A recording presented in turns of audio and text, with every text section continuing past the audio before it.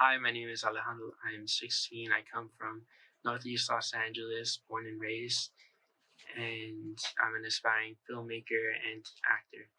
My dad grew up in Northeast LA after my grandparents immigrated from Mexico. He was born and he lived a rough childhood.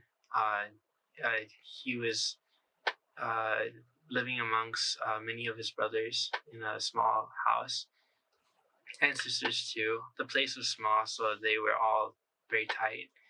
And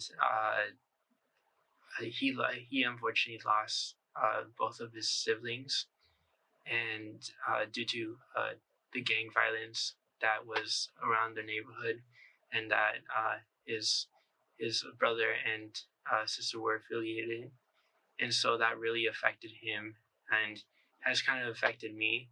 My mom is from Guadalajara.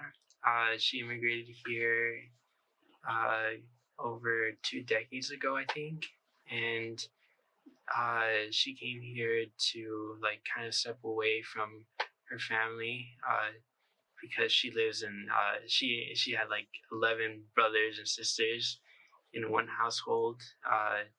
She lost her father at a young age, and she had a single mom working very hard, but she just kind of wanted to move away from that and go her own path.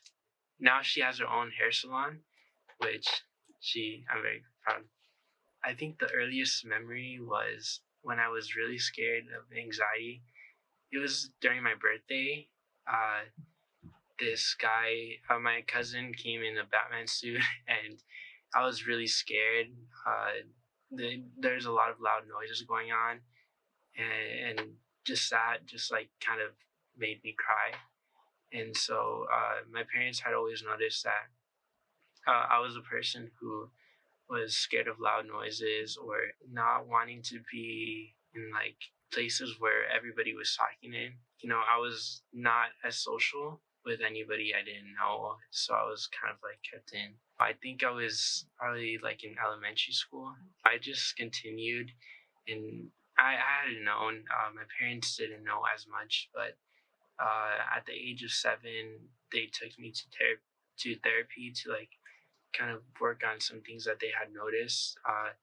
Like at school, I would like put my head on the desk whenever I would cut paper because I don't know, I just had this feeling that I needed to do that, and I had a lot of like I couldn't see a corner of a paper without like covering my head, and it was like this obsession of just like kind of just touching like my face whenever I would like look at something pointy or like a hair, like if it was like in somebody's face, and I would like have to cover my head.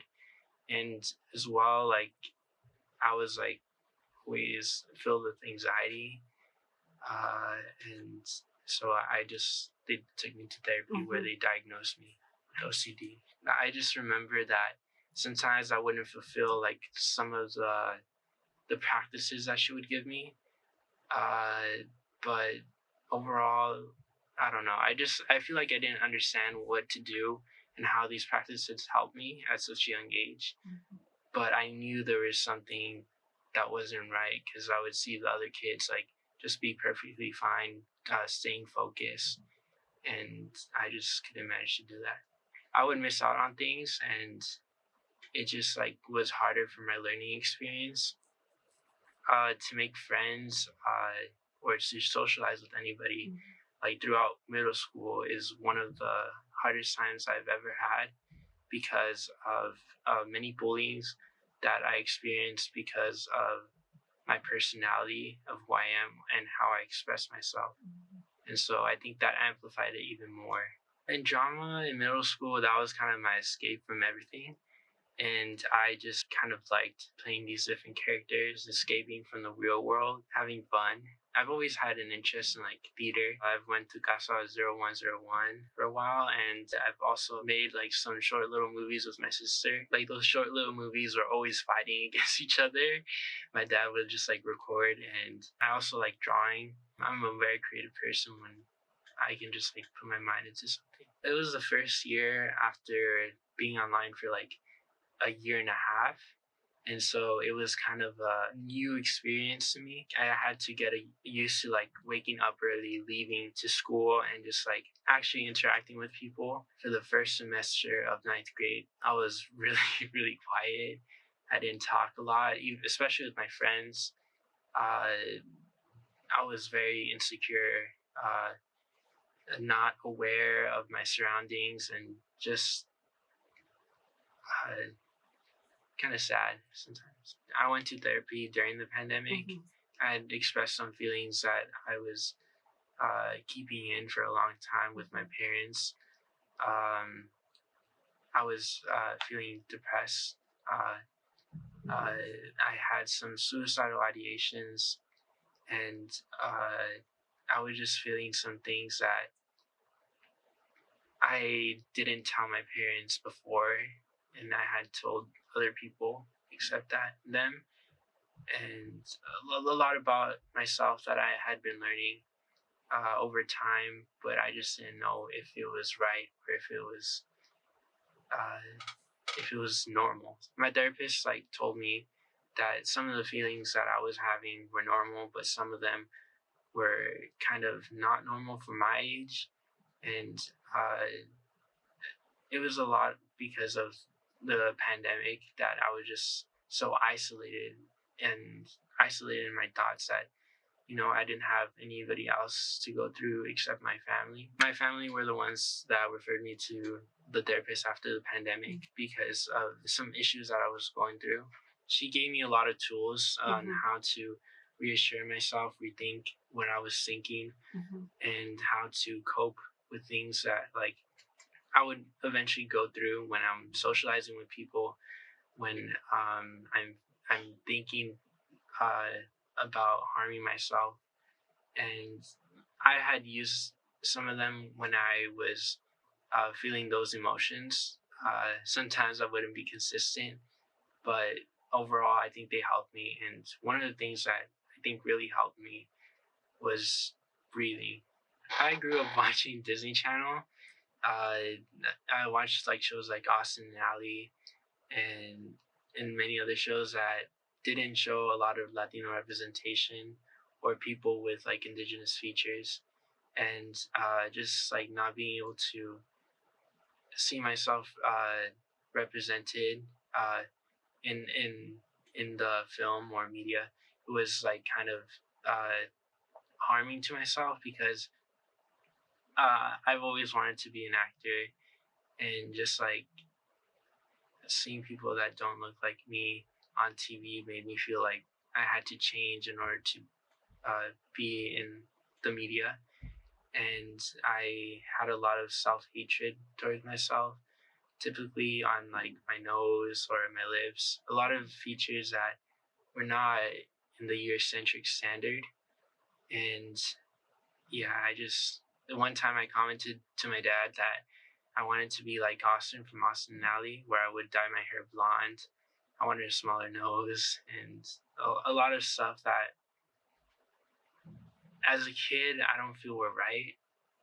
I wish, the progress in the media of having people like the No Puerta now would have been great back then, and seeing people that look like me would have just helped me love myself even more. As a little kid, my dad always taught me about our ancestors, about indigenous people, and where we came from. He taught us about these stories, but I had kind of lost that connection over time. But then as I grew up, like in middle school, I started like kind of looking back at those like stories with actually kind of understanding what they meant. And I started kind of being more invested in actually learning the full aspect of where my ideals were coming from, about my nose or some of the features that I didn't like, and how I should be proud of them because of where it comes from. What would be great is to reimagine what we think about mental health. or those terms like mental health or mental disorders into something more positive, because when we look at them, we think of them as something negative, and sometimes people shy away from getting help or expressing their feelings because they feel like there's something wrong. Reimagining it to something more positive, or not positive, but more neutral, and understand that it's normal, that everybody deals with their own issues, and so that there can be more of a talk amongst people whenever we need help, and just like making sure that everybody doesn't feel alone.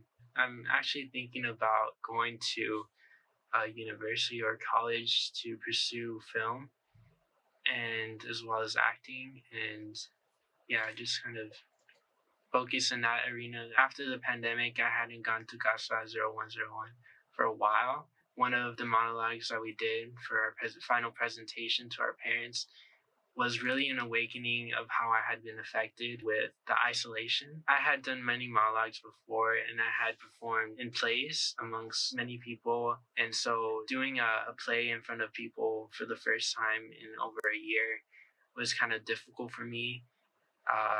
My anxiety was really high. I felt like the whole place was closing in on me, and I had lost a lot of my memory of what the script was and what I had to do. And just thinking of that, I was scared of kind of like losing my ambition of becoming an actor. And I was going to do a summer program in the summer for acting, and I felt not worthy enough to be an actor. And so,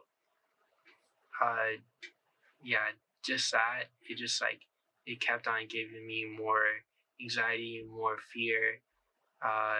Every time I would perform my monologue for my audition, I felt like I was not good enough, that I didn't deserve to join the program, and I made it.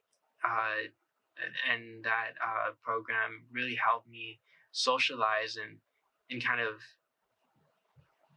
bring back the old me, sort of, and bring back a new me of being more social, more confident, and expressing myself even more, and learning new skills in acting, and reassuring myself that I really do want to become an actor.